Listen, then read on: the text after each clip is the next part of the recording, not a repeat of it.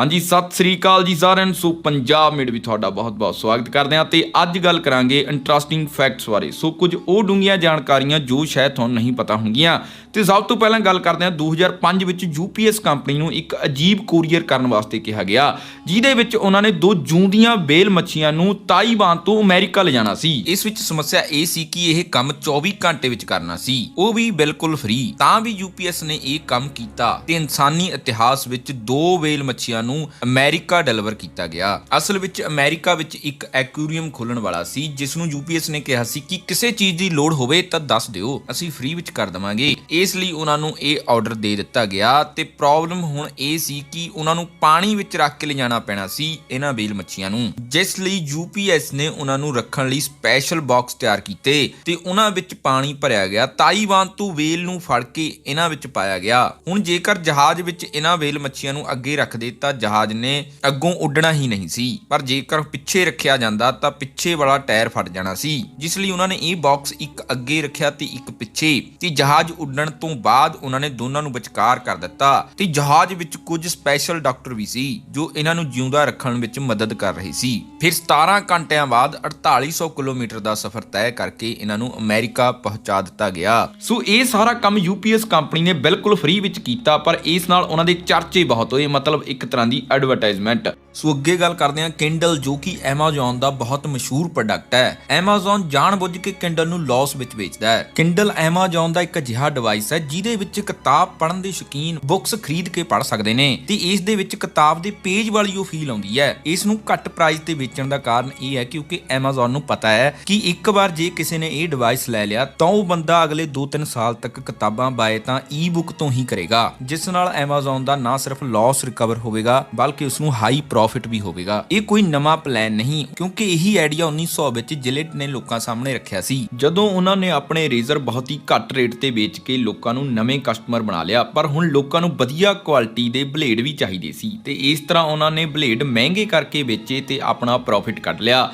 ਮਤਲਬ ਇੱਕ ਪ੍ਰੋਡਕਟ ਬਹੁਤ ਹੀ ਸਸਤਾ ਵੇਚਿਆ ਤੇ ਉਸ ਦਾ ਲਾਸ ਰਿਕਵਰ ਕਰਨ ਲਈ ਦੂਜਾ ਪ੍ਰੋਡਕਟ ਮਹਿੰਗਾ ਕਰਕੇ ਵੇਚ ਦਿੱਤਾ। ਤੇ ਅੱਗੇ ਤੁਹਾਨੂੰ ਦੱਸ ਦਈਏ ਕਿ ਐਮਾਜ਼ਨ ਉੱਤੇ ਸਭ ਤੋਂ ਪਹਿਲਾਂ ਸਿਰਫ ਕਿਤਾਬਾਂ ਹੀ ਆਰਡਰ ਹੁੰਦੀਆਂ ਸੀ। ਉਸ ਸਮੇਂ ਇਹਨਾਂ ਨੇ ਇੱਕ ਸਿਸਟਮ ਲਗਾਇਆ ਸੀ, ਜਦੋਂ ਵੀ ਕੋਈ ਬੁੱਕ ਆਰਡਰ ਕਰਦਾ ਤਾਂ ਇਹਨਾਂ ਦੇ ਆਫਿਸ ਵਿੱਚ ਘੰਟੀ ਵੱਜਦੀ ਤੇ ਇਹ ਉਸ ਬੁੱਕ ਨੂੰ ਭੇਜਣ ਦੇ ਕੰਮ ਵਿੱਚ ਲੱਗ ਜਾਂਦੇ। ਪਰ ਹੌਲੀ-ਹੌਲੀ ਘੰਟੀ ਕੁਝ ਜ਼ਿਆਦਾ ਹੀ ਵੱਜਣ ਲੱਗੀ, ਕਿਉਂਕਿ ਹਜ਼ਾਰਾਂ ਲੋਕ ਇੱਥੋਂ ਆਰਡਰ ਕਰਨ ਲੱਗੇ ਸੀ ਤੇ ਜਿਸ ਤੋਂ ਬਾਅਦ ਇਹਨਾਂ ਨੇ ਪਰੇਸ਼ਾਨ ਹੋ ਕੇ ਐਮਾਜ਼ਨ ਨੇ ਇਹ ਘੰਟੀ ਨੂੰ ਹਟਾ ਦਿੱਤਾ ਸੀ। ਤੇ ਜੈਫ ਬੇਜ਼ੋਸ ਪਹਿਲਾ ਬੰਦਾ ਸੀ ਜਿਹਨੇ $100 ਬਿਲੀਅਨ ਦੀ ਨੈਟ ਵਰਥ ਕਮਾਈ ਹੈ। ਅੱਜ ਜੈਫ ਬੇਜ਼ੋਸ ਤੀਜੇ ਨੰਬਰ ਤੇ ਦੁਨੀਆ ਦਾ ਸਭ ਤੋਂ ਅਮੀਰ ਇਨਸਾਨ ਹੈ। ਇਹ ਇੰਨਾ ਅਮੀਰ ਇਸ ਕਰਕੇ ਹੈ ਕਿਉਂਕਿ ਇਹ ਐਮਾਜ਼ਨ ਦੇ ਜ਼ਿਆਦਾਤਰ ਸ਼ੇਅਰ ਆਪ ਹੀ ਓਨ ਕਰਦਾ ਹੈ। ਇੱਕ ਰਿਪੋਰਟ ਦੇ ਅਨੁਸਾਰ 51 ਮਿਲੀਅਨ ਦੇ ਕਰੀਬ ਐਮਾਜ਼ਨ ਦੇ ਸ਼ੇਅਰ ਖੁਦ ਕੋਲ ਹੀ ਨੇ। ਸੋ ਜਿਵੇਂ ਕਿ ਕੁਝ ਹਫ਼ਤੇ ਪਹਿਲਾਂ ਅਸੀਂ ਤੁਹਾਨੂੰ ਗੂਗਲ ਦੇ ਫ੍ਰੀ ਸ਼ੇਅਰ ਗਿਫਟ ਕੀਤੇ ਸੀ, ਉਸੇ ਤਰ੍ਹਾਂ ਇਸ ਵਾਰ ਅਸੀਂ ਤੁਹਾਨੂੰ ਐਮਾਜ਼ਨ ਦੇ ਫ੍ਰੀ ਸ਼ੇਅਰ ਗਿਫਟ ਕਰਨ ਵਾਲੇ ਹਾਂ। ਸੋ ਹੁਣ ਇਹ ਤਾਂ ਤੁਸੀਂ ਸਮਝ ਚੁੱਕੇ ਹੋਵੋਗੇ ਕਿ ਐਮਾਜ਼ਨ ਕੰਪਨੀ ਨੇ ਬਹੁਤ ਜ਼ਿਆਦਾ ਗਰੋਥ ਕੀਤੀ ਹੈ, ਪਰ ਉਸਨੇ ਆਪਣੇ ਨਾਲ ਉਹਨਾਂ ਲੋਕਾਂ ਨੂੰ ਵੀ ਕਰੋੜਪਤੀ ਬਣਾ ਦਿੱਤਾ ਜਿਨ੍ਹਾਂ ਨੇ ਉਸ ਵਿੱਚ ਇਨਵੈਸਟ ਕੀਤਾ ਸੀ।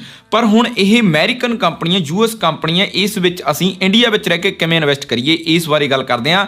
ਇਸ ਲਈ ਸਾਨੂੰ ਜਾਣਾ ਪਵੇਗਾ ਆਈ&ਡੀ ਮਨੀ ਦੇ ਉੱਤੇ। ਸੋ ਆਈ&ਡੀ ਮਨੀ ਇਕੱਲਾ ਇੱਕ ਅਜਿਹਾ ਪਲੇਟਫਾਰਮ ਹੈ ਜਿਹਦੇ ਉੱਤੇ ਜਾ ਕੇ ਅਸੀਂ ਸਾਰੀਆਂ ਯੂਐਸ ਕੰਪਨੀਆਂ ਦੇ ਸਟਾਕ ਖਰੀਦ ਸਕਦੇ ਹਾਂ, ਜਿਵੇਂ ਕਿ Apple, Snapchat, Google, Amazon, Tesla ਵਰਗੀਆਂ ਵੱਡੀਆਂ ਕੰਪਨੀਆਂ ਦੇ ਵੀ। ਤੇ ਤੁਹਾਨੂੰ ਦੱਸ ਦਈਏ ਕਿ ਇੱਥੇ ਇੰਡੀਆ ਵਾਂਗ ਪੂਰਾ ਸ਼ੇਅਰ ਬਾਏ ਕਰਨ ਦੀ ਵੀ ਲੋੜ ਨਹੀਂ। ਇੱਥੇ ਅਸੀਂ ਜ਼ਿਆਦਾ ਮਹਿੰਗਾ ਜੇਕਰ ਕੋਈ ਸਟਾਕ ਹੈ ਉਸ ਦਾ 10ਵਾਂ ਹਿੱਸਾ ਵੀ ਅਸੀਂ ਖਰੀਦ ਸਕਦੇ ਹਾਂ। ਸੋ ਅੱਜ ਤੋਂ ਕੁਝ ਸਮਾਂ ਪਹਿਲਾਂ ਯੂਐਸ ਮਾਰਕੀਟ ਵਿੱਚ ਇਨਵੈਸਟ ਕਰਨਾ ਬਹੁਤ ਮੁਸ਼ਕਲ ਸੀ, ਕਿਉਂਕਿ ਬ੍ਰੋਕਰੇਜ ਚਾਰजेस ਬਹੁਤ ਸੀ ਤੇ ਹੋਰ ਅਲੱਗ ਤੋਂ ਬਹੁਤ ਸਾਰੀਆਂ ਫੀਸਾਂ। ਪਰ ਆਈ&ਡੀ ਮਨੀ ਸਾਨੂੰ ਸਭ ਕੁਝ ਫ੍ਰੀ ਦੇ ਰਹੀ ਹੈ, ਕੋਈ ਬ੍ਰੋਕਰੇਜ ਚਾਰजेस ਨਹੀਂ, ਕੋਈ ਅਲੱਗ ਤੋਂ ਬਾਏ ਐਂਡ ਸੈਲ ਤੇ ਫੀਸ ਨਹੀਂ। ਤੇ ਯੂਐਸ ਮਾਰਕੀਟ ਵਿੱਚ ਇਨਵੈਸਟ ਕਰਨਾ ਸਾਡੇ ਲਈ ਹੋਰ ਵੀ ਫਾਇਦੇਮੰਦ ਇਸ ਕਰਕੇ ਹੈ ਕਿਉਂਕਿ ਸਾਡੀ ਕਰੰਸੀ ਹਮੇਸ਼ਾ ਡਾਲਰ ਦੇ ਮੁਕਾਬਲੇ ਟੁੱਟਦੀ ਰਹਿੰਦੀ ਹੈ ਤੇ ਉੱਥੇ ਸਾਡੀ ਇਨਵੈਸਟਿੰਗ ਡਾਲਰ ਦੇ ਵਿੱਚ ਹੋਵੇਗੀ। ਤੇ ਆਈ&ਡੀ ਮਨੀ ਵੱਲੋਂ ਪੰਜਾਬ ਮੇਡ YouTube ਫੈਮਿਲੀ ਲਈ ਇੱਕ ਸਪੈਸ਼ਲ ਆਫਰ ਵੀ ਦਿੱਤਾ ਗਿਆ ਹੈ। ਜੋ ਵੀ ਬੰਦਾ ਡਿਸਕ੍ਰਿਪਸ਼ਨ ਵਿੱਚ ਦਿੱਤੇ ਗਏ ਲਿੰਕ ਰਾਹੀਂ ਇਹ ਐਪ ਨੂੰ ਡਾਊਨਲੋਡ ਕਰਦਾ ਹੈ ਤੇ ਜਾਂ ਫਿਰ ਸਿੱਧਾ ਐਪ ਸਟੋਰ ਜਾਂ ਪਲੇ ਸਟੋਰ ਤੋਂ ਵੀ ਡਾਊਨਲੋਡ ਕਰਦਾ ਹੈ ਤੇ PM ਐਮਾਜ਼ਨ ਕੋਡ ਨੂੰ ਜ਼ਰੂਰ ਯੂਜ਼ ਕਰਦਾ, ਉਸ ਨੂੰ ਐਮਾਜ਼ਨ ਦੇ ਸ਼ੇਅਰ ਦਾ ਕੁਝ % ਹਿੱਸਾ ਬਿਲਕੁਲ ਫ੍ਰੀ ਦਿੱਤਾ ਜਾਵੇਗਾ। ਸੋ ਲਿੰਕ ਤੁਹਾਨੂੰ ਡਿਸਕ੍ਰਿਪਸ਼ਨ ਵਿੱਚ ਮਿਲ ਜਾਵੇਗਾ, ਇੱਕ ਵਾਰੀ ਚੈੱਕ ਜ਼ਰੂਰ ਕਰਿਓ। ਸੋ ਅੱਗੇ ਗੱਲ ਕਰਦੇ ਹਾਂ ਇੰਜੈਕਸ਼ਨ ਦੀ। ਇੱਕ ਇੰਜੈਕਸ਼ਨ ਨੂੰ ਨਸ ਵਿੱਚ ਲਗਾਇਆ ਜਾਂਦਾ ਹੈ ਤੇ ਦੂਜੇ ਨੂੰ ਸਿੱਧਾ ਬਾਹ ਵਿੱਚ ਲਗਾ ਦਿੱਤਾ ਜਾਂਦਾ ਹੈ। ਸੋ ਅਸਲ ਵਿੱਚ ਇੰਜੈਕਸ਼ਨ ਤਿੰਨ ਤਰ੍ਹਾਂ ਦਾ ਹੁੰਦਾ ਹੈ, IM, IV ਤੇ SC। ਇਹ ਤਿੰਨੋਂ ਕਿੱਥੇ ਤੇ ਕਦੋਂ ਲੱਗਦੇ ਨੇ ਇਸ ਬਾਰੇ ਗੱਲ ਕਰਦੇ ਹਾਂ। ਇੰਜੈਕਸ਼ਨ ਦੀ ਸ਼ੀਸ਼ੀ ਤੇ ਇਹ ਤਿੰਨੋਂ ਪਹਿਲਾਂ ਹੀ ਲਿਖੇ ਹੁੰਦੇ ਨੇ। IM ਦਾ ਮਤਲਬ ਹੁੰਦਾ ਹੈ ਇੰਟਰੋਮਸਕੂਲਰ, ਇਸ ਦਾ ਮਤਲਬ ਇਹ ਹੈ ਕਿ ਇਹ ਮਸਲ ਵਿੱਚ ਲੱਗੇਗਾ, ਜੋ ਕਿ ਬੈਕ ਤੇ ਜ਼ਿਆਦਾ ਦਿੱਤਾ ਜਾਂਦਾ ਹੈ ਜਾਂ ਬਾਹ ਦੇ ਉੱਪਰੀ ਹਿੱਸੇ ਤੇ ਲਗਾਇਆ ਜਾਂਦਾ ਹੈ, ਮਤਲਬ ਜਿੱਥੇ ਚਰਬੀ ਜ਼ਿਆਦਾ ਹੁੰਦੀ ਹੈ। ਇਹ ਹੌਲੀ ਕੰਮ ਕਰਦਾ ਹੈ ਕਿਉਂਕਿ ਇਹ ਥੋੜਾ ਗਾੜਾ ਹੁੰਦਾ ਹੈ। IV ਦਾ ਮਤਲਬ ਹੁੰਦਾ ਹੈ ਇੰਟਰੋਵੈਨਸ, ਜੋ ਕਿ ਨਸ ਵਿੱਚ ਲਗਾਇਆ ਜਾਂਦਾ ਹੈ। ਇਹ ਜਲਦੀ ਅਸਰ ਕਰਨ ਲਈ ਨਸ ਵਿੱਚ ਲਗਾਇਆ ਜਾਂਦਾ ਹੈ ਤਾਂ ਜੋ ਇਹ ਜਲਦੀ ਤੋਂ ਜਲਦੀ ਅਸਰ ਕਰੇ, ਇਸ ਕਰਕੇ ਨਸ ਵਿੱਚ ਲਗਾਇਆ ਜਾਂਦਾ ਹੈ ਤਾਂ ਜੋ ਇਹ ਜਲਦੀ ਤੋਂ ਜਲਦੀ ਖੂਨ ਵਿੱਚ ਮਿਲ ਜਾਵੇ ਤੇ ਜਲਦੀ ਕੰਮ ਕਰ ਸਕੇ। ਤੇ SC ਦਾ ਮਤਲਬ ਹੁੰਦਾ ਹੈ ਸਬਕੂਟੇਨੀਅਸ, ਇਹ ਜ਼ਿਆਦਾਤਰ ਚਮੜੀ ਵਿੱਚ ਲੱਗਦਾ ਹੈ। ਇਹ IM ਤੇ IV ਤੋਂ ਵੀ ਹੌਲੀ ਕੰਮ ਕਰਦਾ ਹੈ। ਜਿਵੇਂ ਜੋ ਸ਼ੂਗਰ ਦੇ ਮਰੀਜ਼ਾਂ ਨੂੰ ਇੰਜੈਕਸ਼ਨ ਲਗਾਉਂਦੇ ਆ, ਇਸ ਦੀ ਉਸ ਤਰ੍ਹਾਂ ਦੀ ਸੂਈ ਹੁੰਦੀ ਹੈ, ਮਤਲਬ ਕਿ ਜੋ ਚਮੜੀ ਦੀ ਬਿਲਕੁਲ ਥੱਲੇ ਵਾਲੀ ਪਰਤ ਤੇ ਜਾਵੇ। ਇਸ ਤੋਂ ਇਲਾਵਾ ਇੱਕ ID ਇੰਟਰੋਡਰਮਲ ਨਾਮ ਦਾ ਵੀ ਇੰਜੈਕਸ਼ਨ ਹੁੰਦਾ ਹੈ, ਜੋ ਕਿ ਵਿਚਕਾਰਲੀ ਸਕਿਨ ਲੇਅਰ ਵਿੱਚ ਲੱਗਦਾ ਹੈ, ਪਰ ਇਸ ਦਾ ਇਸਤੇਮਾਲ ਕਾਮਨ ਨਹੀਂ ਹੁੰਦਾ। ਤੇ ਅੱਗੇ ਗੱਲ ਕਰਦੇ ਹਾਂ ਐਲਬਰਟਰੋਸ ਨਾਮ ਦਾ ਇੱਕ ਪੰਛੀ, ਜੋ ਬਿਨਾਂ ਲੈਂਡਿੰਗ ਦੇ ਕਈ ਸਾਲਾਂ ਤੱਕ ਉੱਡਦਾ ਰਹਿੰਦਾ ਹੈ। ਇਹ ਆਪਣੇ ਜੀਵਨ ਦੇ ਪਹਿਲੇ 6 ਸਾਲ ਬਿਨਾਂ ਜ਼ਮੀਨ ਨੂੰ ਟੱਚ ਕਰੇ ਸਮੁੰਦਰ ਦੇ ਉੱਪਰ ਉੱਡਦਾ ਰਹਿੰਦਾ ਹੈ। ਇਹ ਪੰਛੀ ਦੀਆਂ ਕੁਝ ਹੀ ਪ੍ਰਜਾਤੀਆਂ ਨੇ ਜੋ ਜ਼ਿਆਦਾ ਸਮਾਂ ਉੱਡਦੀਆਂ ਨੇ। ਇਹ ਇੱਕ ਵਾਰ 10,000 ਮੀਲ ਤੋਂ ਜ਼ਿਆਦਾ ਯਾਤਰਾ ਕਰ ਸਕਦਾ ਹੈ, ਕਿਉਂਕਿ ਇਹ ਜ਼ਿਆਦਾਤਰ ਮੱਛੀਆਂ, ਕੇਕੜੇ ਤੇ ਹੋਰ ਸੀ ਫੂਡ ਹੀ ਖਾਂਦਾ ਹੈ। ਸੋ ਇਸ ਕਰਕੇ ਇਹ ਪੰਛੀ ਜ਼ਿਆਦਾਤਰ ਸਮਾਂ ਸਮੁੰਦਰ ਤੇ ਉੱਡਦਾ ਰਹਿੰਦਾ ਹੈ, ਕਿਉਂਕਿ ਇਸ ਨੂੰ ਸਾਰਾ ਭੋਜਨ ਸਮੁੰਦਰ ਚੋਂ ਹੀ ਮਿਲ ਜਾਂਦਾ ਹੈ ਤੇ ਇਸ ਨੂੰ ਕਿਤੇ ਰੁਕਣ ਦੀ ਵੀ ਲੋੜ ਨਹੀਂ ਪੈਂਦੀ। ਸੋ ਕਮਾਲ ਦੀ ਗੱਲ ਹੈ ਕਿ ਇਹ ਪੰਛੀ 10,000 ਮੀਲ ਤੋਂ ਵੀ ਜ਼ਿਆਦਾ ਦੀ ਯਾਤਰਾ ਬਿਨਾਂ ਰੁਕੇ ਕਰ ਲੈਂਦਾ ਹੈ। ਸੋ ਅੱਗੇ ਗੱਲ ਕਰਦੇ ਹਾਂ ਦੁਨੀਆ ਦੀ ਸਭ ਤੋਂ ਮਹਿੰਗੀ ਕਿਤਾਬ ਦਾ ਕੋਡੈਕਸ ਲੈਸਟਰ ਹੈ। ਇਹ ਕਿਤਾਬ ਨੂੰ ਲਿਨਾਰਦੋ ਦਾ ਵਿੰਚੀ ਨੇ ਲਿਖਿਆ ਸੀ ਤੇ ਇਹ ਕਿਤਾਬ ਨੂੰ ਉਲਟਾ ਕਰਕੇ ਲਿਖਿਆ ਗਿਆ ਹੈ। ਇਸ ਵਿੱਚ 72 ਪੇਜ ਨੇ ਤੇ ਇਹ ਕਿਤਾਬ ਇੰਨੀ ਮਹਿੰਗੀ ਹੈ ਕਿ ਇਸ ਦੇ 2 ਪੰਨੇ ਵੇਚ ਕੇ ਹੈਲੀਕਾਪਟਰ ਖਰੀਦਿਆ ਜਾ ਸਕਦਾ ਹੈ। ਬਿਲ ਗੇਟਸ ਨੇ ਇਹ ਕਿਤਾਬ ਨੂੰ 375 ਕਰੋੜ ਰੁਪਏ ਵਿੱਚ ਖਰੀਦਿਆ ਸੀ। ਇਹ ਕਿਤਾਬ ਇਸ ਕਰਕੇ ਮਹਿੰਗੀ ਹੈ ਕਿਉਂਕਿ ਇਹ ਦਾ ਵਿੰਚੀ ਦੀਆਂ ਉਹਨਾਂ ਕੁਝ ਕਿਤਾਬਾਂ ਵਿੱਚੋਂ ਇੱਕ ਹੈ ਜੋ ਉਸਨੇ ਖੁਦ ਲਿਖੀਆਂ ਸੀ। ਤੇ ਤੁਹਾਨੂੰ ਦੱਸ ਦਈਏ ਕਿ ਇਹ ਕਿਤਾਬ ਵਿੱਚ ਵਿਗਿਆਨ ਤੇ ਦਿਮਾਗ ਦੇ ਅੰਦਰ ਦੀਆਂ ਕੁਝ ਗੱਲਾਂ ਲਿਖੀਆਂ ਗਈਆਂ ਨੇ।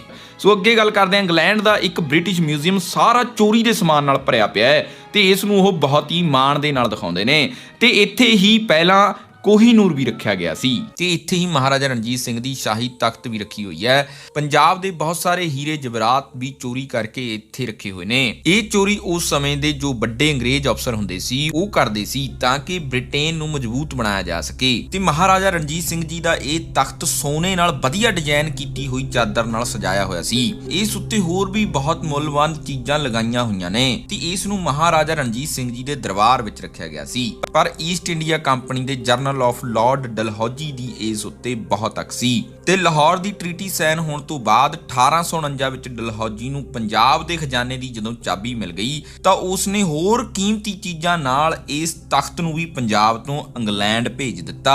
ਪਰ ਡਲਹੌਜੀ ਨੇ ਇਸ ਤਖਤ ਤੋਂ ਖੁਦ ਪੈਸੇ ਕਮਾਉਣ ਲਈ ਉਸਨੇ ਬਾਕੀ ਸਮਾਨ ਦੀ ਲਿਸਟ ਵਿੱਚ ਇਸ ਦਾ ਨਾਮ ਨਹੀਂ ਲਿਖਿਆ, ਪਰ ਇੰਗਲੈਂਡ ਪੁੱਜਦੇ ਹੀ ਇਸ ਨੂੰ ਉੱਥੇ ਦੇ ਗਵਰਨਰ ਦੁਆਰਾ ਫੜ ਲਿਆ ਗਿਆ। ਮਤਲਬ ਜਿਵੇਂ ਉਸਨੇ ਸਾਡੇ ਤੋਂ ਚੋਰੀ ਕੀਤਾ ਉਦਾਂ ਹੀ ਉਸ ਕੋਲੋਂ ਵੀ ਚੋਰੀ ਹੋ ਗਿਆ। ਸੋ ਚੋਰੀ ਦੀ ਚੀਜ਼ ਕਦੇ ਵੀ ਕਿਸੇ ਕੋਲ ਨਹੀਂ ਰਹਿੰਦੀ ਤੇ ਉੱਥੇ ਇਸ ਨੂੰ ਲੰਡਨ ਦੇ ਇੰਡੀਆ ਮਿਊਜ਼ੀਅਮ ਵਿੱਚ ਪ੍ਰਦਰਸ਼ਿਤ ਕੀਤਾ ਗਿਆ।